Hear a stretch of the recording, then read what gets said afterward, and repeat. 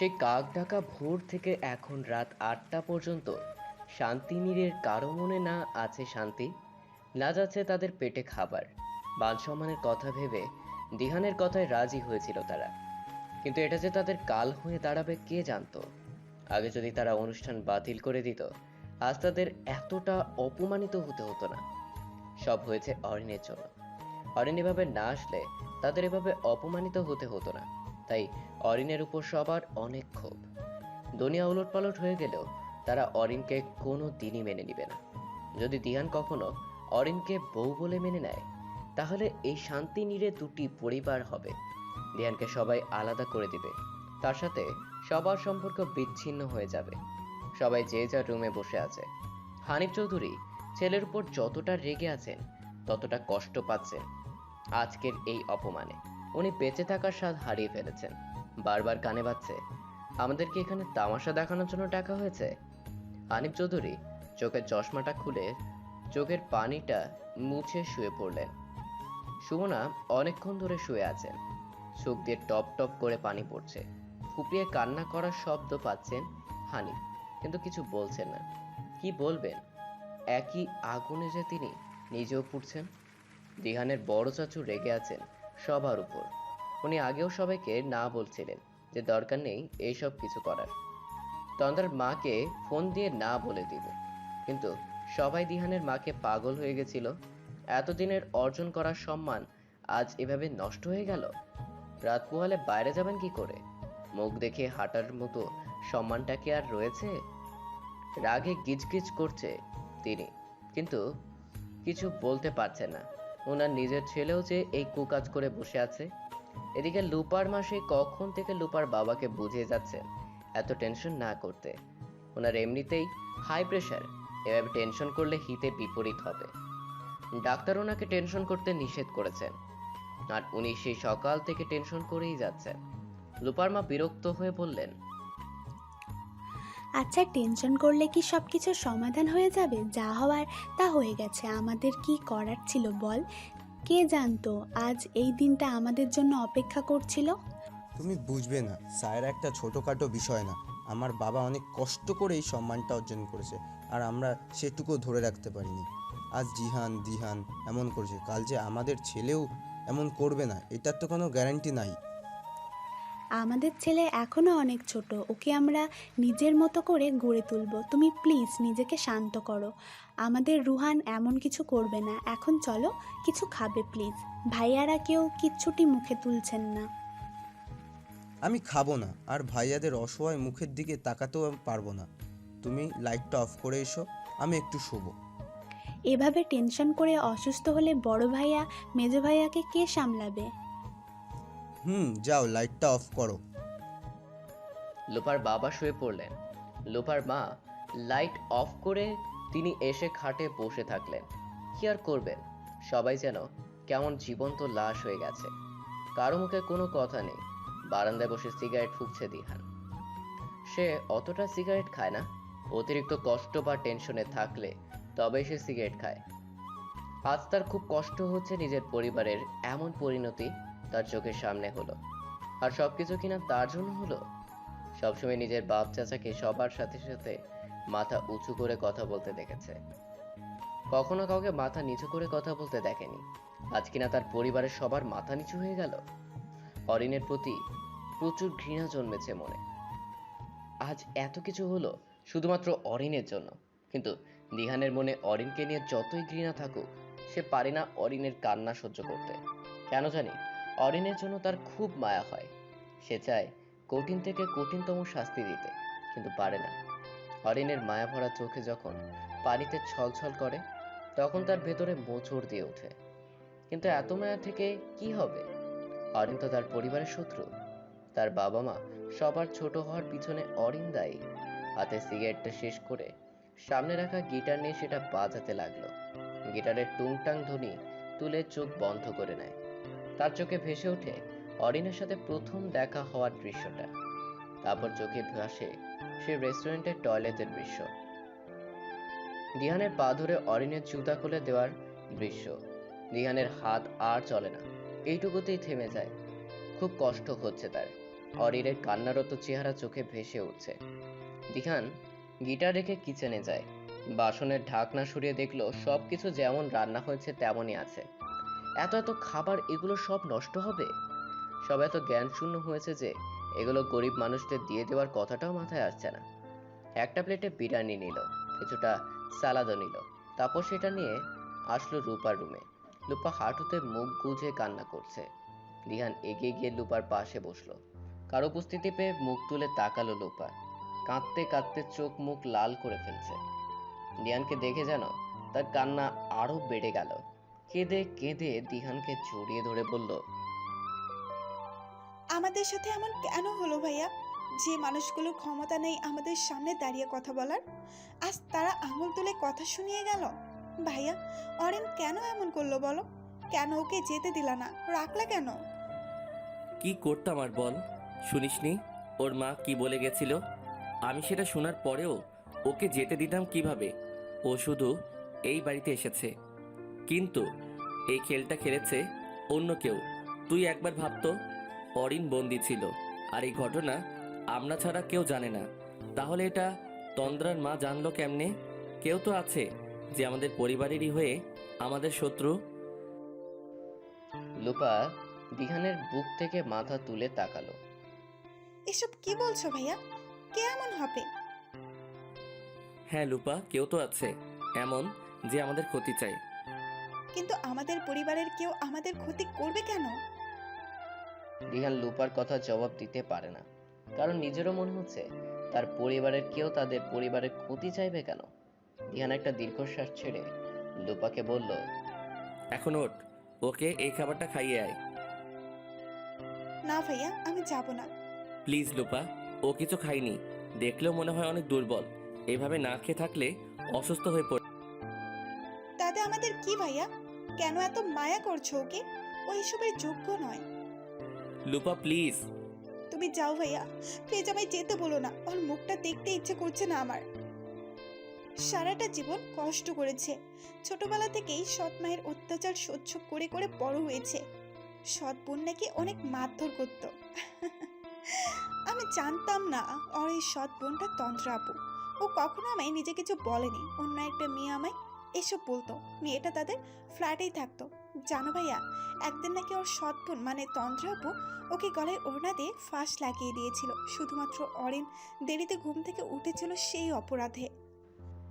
দিহানের বুকের ভেতর ছ্যাঁত করে ওঠে। তন্দ্রা এতটা নিচু কাজ করেছে? অরিনকে তারা বামে এত কষ্ট দিত? লুপা আবার বলতে লাগে, ও কখনো পেট ভরে ভাত খেতে পারেনি। ভালো একটা জামা পরার শখ হলে সেটা কিনতে পারেনি। নিজের টাকা দিয়ে সব করেছে। পরীক্ষার ফি দেওয়ার জন্য মায়ের শেষ স্মৃতির স্বর্ণের দুলচূড়াও বিক্রি করে দিয়েছে। কতটা কষ্টে জীবন পার করেছে বুঝেছো ভাইয়া? শেষমেশ কিনা এমন কিছু করলো, সারা জীবন তাকে কষ্ট পেতে হবে। জানো ভাইয়া, খুব রাগ হয় ওর প্রতি, কিন্তু এই যে মায়া, এই মায়াটাই তো কাটাতে পারি না। বলেই লুপা ফুঁপিয়ে কেঁদে ওঠে। দিহানেরও কান্না পাচ্ছে। অরিনের জীবনটা এত কষ্টের। সারা জীবন নিজের ঘরে দাসী হয়ে থেকেছে, আর এখন সে দাসী বানিয়ে দিল। কি বা করতো আর সে? এছাড়া অরিনকে আটকানোর উপায় ছিল না। অরিন কেন এমন করলো? যদি এমন না করতো, দিহান তাকে মাথায় তুলে রাখতো। দিহানের চোখ ভিজে এলো। চোখ খারাপ লাগছে দিহানের। আচ্ছা, অরিন কারো চাপে পড়ে এমন করছে না তো? কার চাপে পড়ে এমন করতে পারে? অরিনকে যে রুমে রাখা হয়েছে, ওই রুমের দরজায় এসে একটা দম নিয়ে নিজেকে শক্ত করে দরজা খুলল দিহান। অন্ধকার রুমের এক কোণে হাঁটু গুজে বসে আছে অরিন। দিহান লাইট জ্বালাতেই অরিন কিঞ্চিত কেঁপে উঠল। কান্না করছিল অরিন। দিহানকে দেখে তৎক্ষণাৎ চোখের পানিটা মুছে ফেলল। দিহান রুমে একবার চোখ বুলিয়ে নিল। রুমে একটা তোষক ছাড়া আর কিছু নেই। এটা তো কাজের লোকদের রুম। ভেতরটা ছ্যাদ করে উঠল দিহানের। এই অবস্থায় রাখা হয়েছে অরিনকে? দিহানের কানে এসে কথাটা বেজে কষ্টটা দ্বিগুণ হয়ে গেল। শুকনো এক ঢোক গিলে কষ্ট চেপে রাখলো দিহান। প্লেট নিয়ে এসে অরিনের সামনে বসে অরিনের সামনে প্লেট রেখে গম্ভীর গলায় বলল, খেয়ে নাও। অরিন ছলছল চোখে তাকালো দিহানের দিকে। এই 1.5 মাসে মানুষটাকে সে অনেক ভালোবেসে ফেলেছে, নিজের স্বামী বলে মনে প্রাণে বিশ্বাস করে নিয়েছে। আর আজ কিনা নিজের স্বার্থে সে এই মানুষটাকে কষ্ট দিল। ঠোঁট কামড়ে কেঁদে ওঠে অরিন, মাথা নিচু করে নীরবে কেঁদে যায়।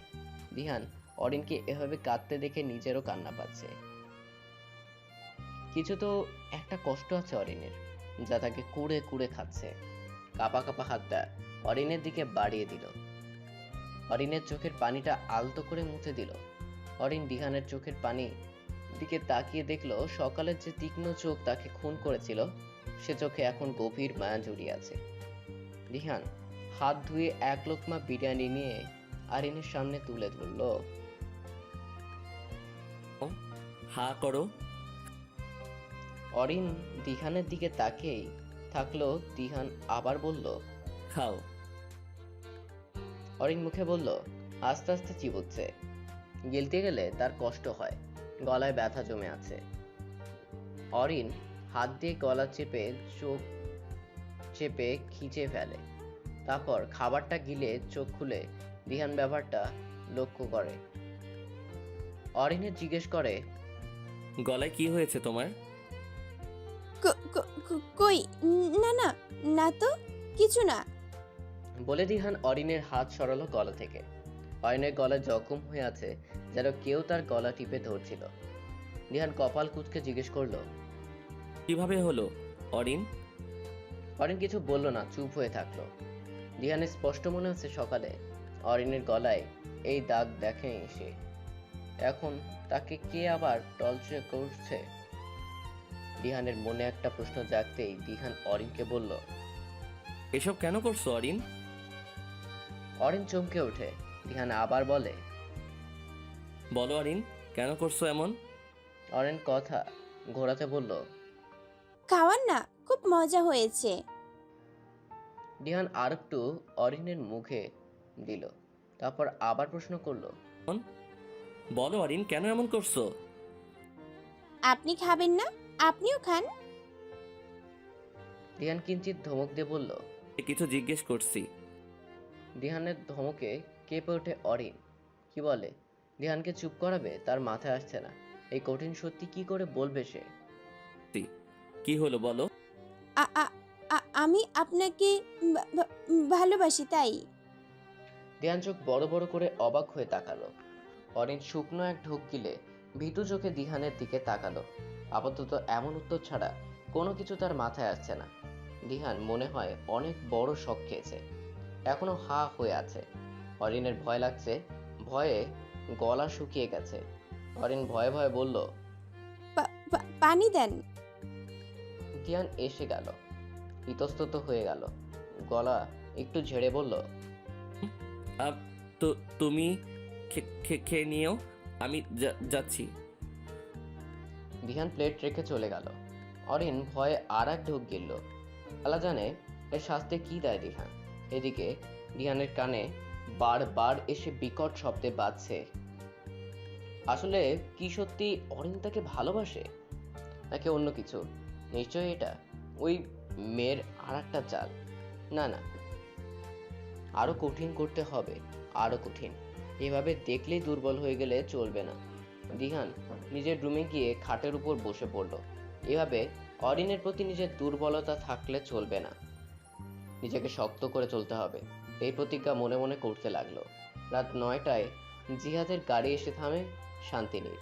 গাড়ি থামিয়ে দুবার হর্ন বাজালো। প্রতিবারে বাড়িতে আসার পরে সে হর্ন বাজায়। হর্নের শব্দ শুনে যখন দিশা, ইসি, লুপা, দিয়া ভাইয়া, এইসব ভাইয়া এসেছে বলে দৌড় আসে, তখন তার সব ক্লান্তি দূর হয়ে যায়। মনে হয় যেন হাতের মুঠোয় পৃথিবীর সব সুখ। জিয়ান কিছুক্ষণ গাড়িতে বসে থাকলো। তার বোনেরা আজ আসছে না, হয়তো সে তাদের না জানিয়ে বিয়ে করেছে বলে এত রাগ।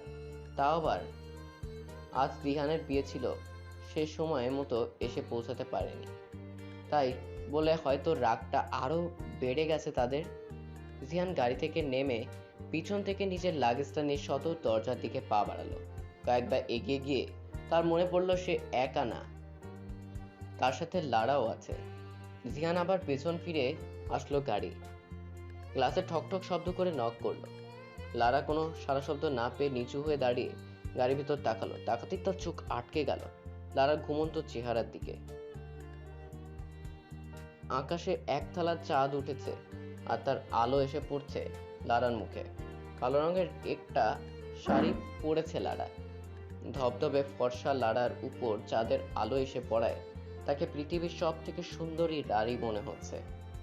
তার এই চুল, ঠোঁট, মুখ সবার কাছে কেমনটা জানা নেই, তবে জিহানের কাছে এই মুহূর্তে অনেক আকর্ষণীয় লাগছে। জিহান হাত বাড়িয়ে দিল আবার একটু ছুঁয়ে দিতে। পরক্ষণে কি মনে করে আবার হাত ফিরিয়ে নেয়। ঘুম থেকে জাগাতে হবে, কিন্তু কি বলে ডাক ফিরিয়ে দেবে। কখনো এই মেয়ে ছাড়া কোনো কিছু বলে সম্বোধন করেনি সে। ছোটা একটা দীর্ঘশ্বাস ছেড়ে লারাকে ডাক দেয়। লারা শুনেন? জিহান আমার ডাকে তখনও লারা শোনে না। জিহাদ আস্তে আস্তে হাতটা বাড়িয়ে দেয় লারার দিকে। লারাকে আলতো করে ছুঁয়ে ডাক দেয়। ও হ্যালো। লারা একটু নড়ে ওঠে। জিহান বলে, এই যে আমরা এসে গেছি। পিটপিট করে চোখ খুলল লারা। চোখ খুলতে জিহানের মুখ দেখতে পেল। জিহান তার দিকে ঝুঁকে আছে। লারা কিঞ্চিত কেঁপে ওঠে। জিহান বলে, গাড়িতে থাকার ইচ্ছা নাকি ভেতরেও যাবে? লারা তৎক্ষণাৎ সোজা হয়ে বসে। জিহান গাড়ির দরজা খুলে দেয়। লারা গাড়ি থেকে নেমে একবার গাড়ির দিকে তাকায়। তাকে মুখের ভঙ্গি এমন করে যেন সে 440 ভোল্টের ঝাটকা খেয়েছে। চোখ বড় বড় করে তাকিয়ে আছে দেখে জিহান বলে, এভাবে তাকিয়ে আছো কেন? গিলে ফেলবে নাকি আমার বাড়ি? লারা কিঞ্চিত কাপা গলায় বলল, এটা আপনার বাড়ি? না, তোমার বাবা এটা আমাকে যৌতুকে দিয়েছে। যাও লাগেজ নিয়ে এসো। লারা তীক্ষ্ণ দৃষ্টিতে একবার শান্তি নীরের দিকে তাকিয়ে লাগেজটা নিয়ে আসো। তারপর দুজনে সে সদর দরজার সামনে এসে দাঁড়ালো। জিহানের কলিং বেল বাজায় 2-3-4 বার। কলিং বেলটার পরেও কারো কোনো সারা শব্দ নেই। জিহান একটু নিতান্তই পড়ে যাবে, বাসে গিয়ে সারা শব্দ নেই। খানিক পরে ইসি এসে দরজা খুলে দেয়। ইসি সাদা রঙের একটা প্লাজো, নীল রঙের একটি শার্ট পরছে। চোখ দুটো ফুলে আছে। বিয়ে বাড়িতে ইসির এমন হাল, যেন কিঞ্চিত কপাল কুঁচকে ফেলে। হঠাৎ জিহানের মনে পড়ে ইসি তো জিহানকে ভালোবাসতো, তাই হয়তো কান্না করতে করতে নিজের এই অবস্থা করছে। জিহান ইসিকে বলল, কি রে, জড়িয়ে ধরবি না? ইসি ভাইয়ের আহ্লাদি কথা শুনে ফুপিয়ে কেঁদে ওঠে। জিহাদকে জড়িয়ে ধরে। জিহানও ইসিকে নিজের বুকের আগলে ধরলো। তারপর বলল, কাঁদিস কেন পাগলি? চলে এসছি তো। একদম কাঁদবি না, নয়তো আবার চলে যাব। ইসি কান্না থামিয়ে দেয়, কিন্তু ফুফানো বন্ধ হয় না। তারা তীক্ষ্ণ দৃষ্টিতে তাকিয়ে আছে তাদের দিকে। এই চোখ দিয়ে যেন খুন করে ফেলবে এই দুই ভাই বোনকে। ভাইকে ছেড়ে দিয়ে ইসির চোখের পানিটা মুছে লারার দিকে তাকালো। লারা ইসির দিকে তীক্ষ্ণ চোখে তাকিয়ে আছে। ইসি তাকাতেই লারার চোখ নিচে নামিয়ে নেয়। একটু আগে তার যে চেহারা ভঙ্গি রূপ ধারণ করেছিল, এখন সে চেহারায় আছে একরাশ নম্রতা। ইসি লাইরকে হাসি মুখে বলল, কেমন আছো ভাবি? জি আলহামদুলিল্লাহ। আজ তো দিয়ানের বিয়ে ছিল বাসায়। ভর্তি মেহমান থাকার কথা, চারিদিকে হইচই থাকার কথা, কিন্তু সব কিছুতেই এমন পিনপতন নীরবতা কেন? জিহানের প্রশ্নে ইসি লারার সাথে কথা বলা বাদ দিয়ে ভাইকে বলে, তোমরা অনেক দূর থেকে এসেছো, আগে ফ্রেশ হয়ে নাও, আমি খাবার দিচ্ছি, খেয়ে ঘুম নাও, সকালে কথা হবে। বলে ইসি চলে যায়। জিহান অবাক হয়। নিজের রুমে গিয়ে ফ্রেশ হয়ে শুয়ে পড়ে। লারা পড়ে মহা বিপদে। রুমে একটা সোফা নেই, সে ঘুমাবে কোথায়? জিহান লারাকে বলল, আলমারিতে কোলবালিশ আছে, ওটা এনে মাঝখানে রেখে শুয়ে পড়ো। জিহান চোখ বন্ধ করে শুয়ে পরে লেরা তীক্ষ্ণ দৃষ্টিতে তাকিয়ে থাকে জানালার বাইরের দিকে।